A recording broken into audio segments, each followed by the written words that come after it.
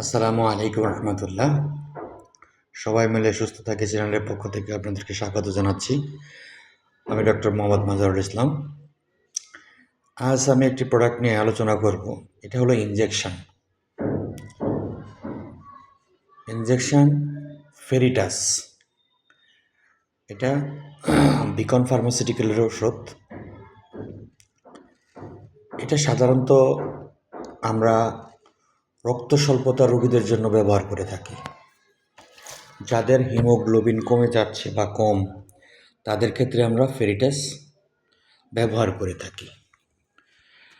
একটা যুগোপযোগী ঔষধ হিসাবে ফেরিটাস খুব ভালো রেসপন্স আসে। এটা আমরা কী জন্য ব্যবহার করব?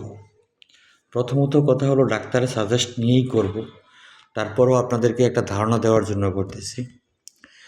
অনেক সময় কিডনিতে যাদের ডায়ালিসিসের প্রয়োজন হয় তারা এটা ইউজ করতে পারে। সাধারণত আমাদের মায়েরা শরীরে রক্ত স্বল্পতা দেখা দেয়, হিমোগ্লোবিন কমে যায়।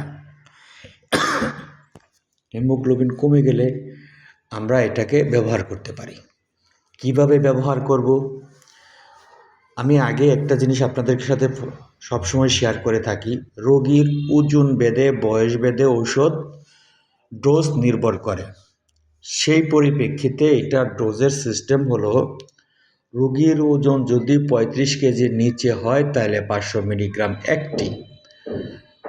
রোগীর ওজন যদি 35 থেকে 70 কেজি হয় তাহলে 1500 মিলিগ্রাম, তার মানে 3টা। রোগীর ওজন যদি 70 কেজি প্লাস হয় তাহলে 2000 মিলিগ্রাম ইনজেকশন রোগের মাধ্যমে দিতে হবে।